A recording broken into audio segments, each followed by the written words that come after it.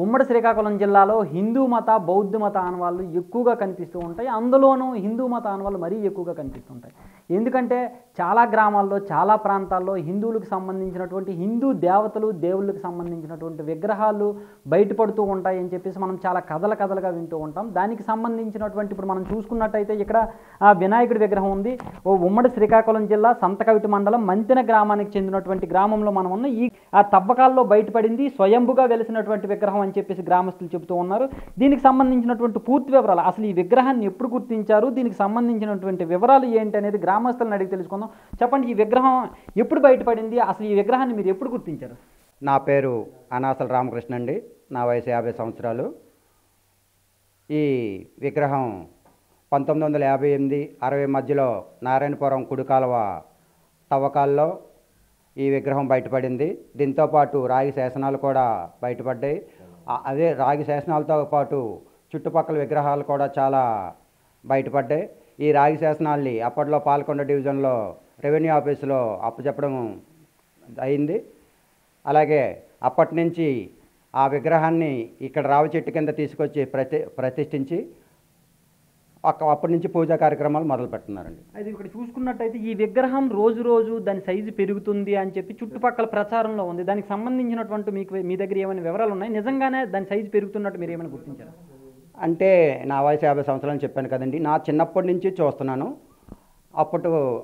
అప్పుడు నేను చూసేటప్పుడు ఆ వినాయకుడు తొండం పొట్ట భాగం వరకు కనిపించేది. ఇప్పుడు ఆ పొట్ట భాగం కింద ఎలుక వాహనం మొత్తం అంతా కనిపిస్తుందండి. దీన్ని బట్టి చూస్తే ప్రతి సంవత్సరం ఈ విగ్రహం పెరుగుతుందనే మా నమ్మకం అండి, పూర్తి నమ్మకం. ఇంకా మనం చూసుకున్నట్టయితే ఈ విగ్రహం మామూలుగా ప్రతిష్ఠిస్తూ ఉంటారు, ఎక్కడైనా ఎవరైనా సరే గుడ్లు కట్టుకొని ప్రతిష్ఠిస్తూ ఉంటారు. కాకపోతే ఈ విగ్రహం స్వయంభుగా వెలసింది అని చెప్పేసి చెప్తున్నాను. ఈ విగ్రహం లేదంటే ఇక్కడ ఈ దేవుడి యొక్క శక్తిని మీరు గుర్తించినట్టు, నిజంగా ఈ దేవుడు శక్తివంతమైన వాడు అని చెప్పేసి చెప్పడానికి మీ దగ్గర ఎలాంటి ఆధారాలు కానీ ఏమైనా ఉన్నాయా? ఉందండి.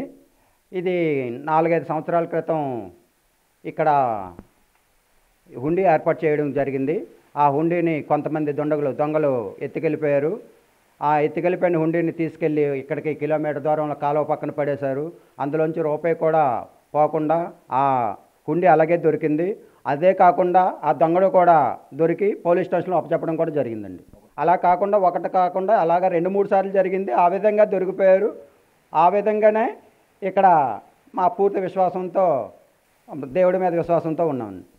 సరే, హుండీ పోయింది, దొరికింది కాబట్టి దేవుడు ఉన్నాడు అని చెప్పేసి మీరు బలంగా నమ్ముతున్నారు, ఓకే. కానీ అలా కాకుండా ఈ దేవుడిని కోరుకునేటటువంటి కోరికలు నెరవేరుతాయి, ఇది చేస్తాయి అనేటటువంటి నమ్మకం మీకు ఏమైనా సరే అలాంటి నమ్మకం ఏమైనా ఉందా? అంటే ఇక్కడ ఈ శ్రీ శ్రీ శ్రీ లక్ష్మీ విద్యా గణపతి ఆలయానికి వచ్చి 108 ప్రదర్శనలు చేసి ఒక అరటిపళ్ళు గెల్ల కడితే ఎటువంటి న్యాయమైన ధర్మబద్ధమైన కోరికలు ఏమైనా ఉంటే తప్పనిసరిగా తీరుతాయని ప్రతి ఒక్కరు నమ్ముతున్నారండి. ఈ అరటిపళ్ళు గెల్లన్నీ అయ్యేనండి.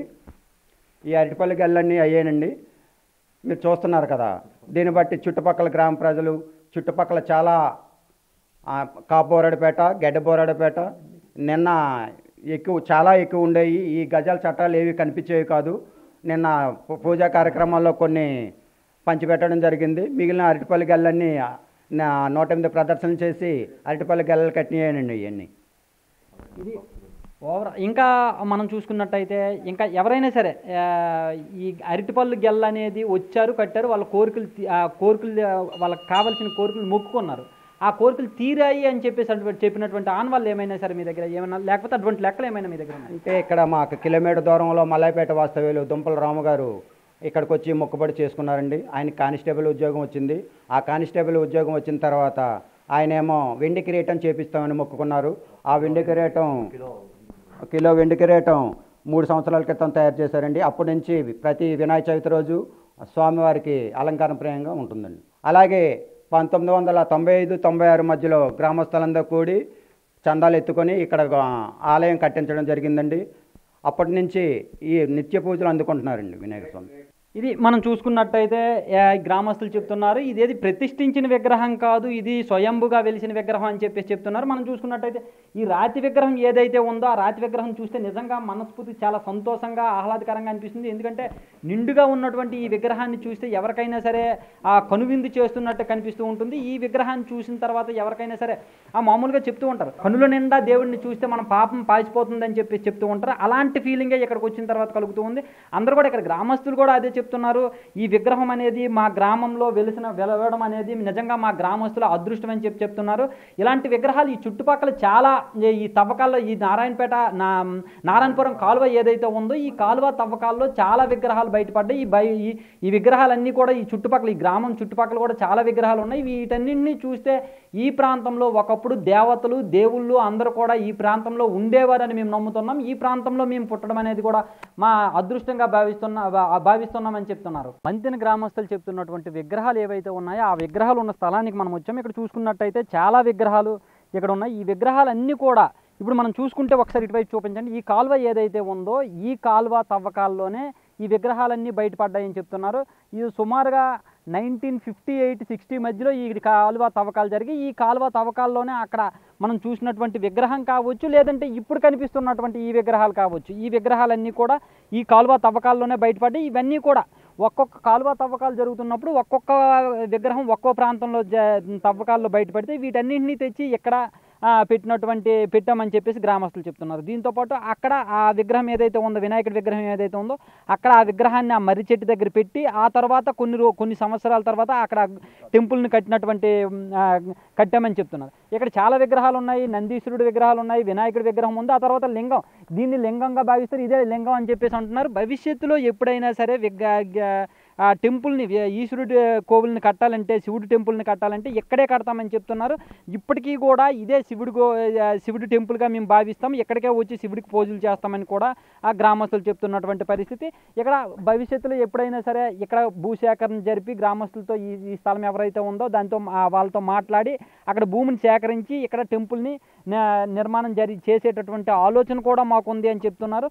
ఓవరాల్గా చూసుకుంటే ఈ విగ్రహాలన్నీ కూడా మా గ్రామం చుట్టుపక్కల ఈ విగ్రహాలన్నీ ఉండడంతో మాకు నిజంగా మేము అదృష్టంగా భావిస్తున్నాం. ఖచ్చితంగా దేవతలు కావచ్చు, దేవుళ్ళు కావచ్చు, వీళ్ళందరూ కూడా మా గ్రామంలో ఏదో ఒక టైంలో ఏదో ఒకసారి అయినా సరే వచ్చి ఉంటారు, ఇక్కడ ఉండి ఉంటారు. అందుకే మా గ్రామాన్ని ఇష్టపడి ఉంటారు. అందుకే ఈ గ్రామంలో ఈ విగ్రహాలన్నీ కూడా వెలిచాయి అని చెప్పేసి వాళ్ళు చెప్తున్నటువంటి పరిస్థితి. ఓవరాల్గా మనం చూసుకుంటే చాలా చాలా రేర్గా మనం విగ్రహాలు గుళ్ళు చూస్తాం, గోపురాలు చూస్తాం. ఆ గుళ్ళలో గోపురాల్లో విగ్రహాలు తయారు చేసి ప్రతిష్ఠించినటువంటి పరిస్థితులను మనం చూస్తూ ఉంటాం. కానీ స్వయంభుగా వెలిసినటువంటి విగ్రహాలు అనేవి చాలా రేర్గా కనిపిస్తూ ఉంటాయి. కానీ ఒక గ్రామంలో ఇన్ని విగ్రహాలు అనేవి బయటపడడం అనేది నిజంగా చాలా అరుదనే చెప్పాలి. కెమెరామెన్ నాగరాజ్తో షణ్ముఖ్, బిగ్ టీవీ, శ్రీకాకుళం నుంచి. For more videos like this, subscribe Big TV channel.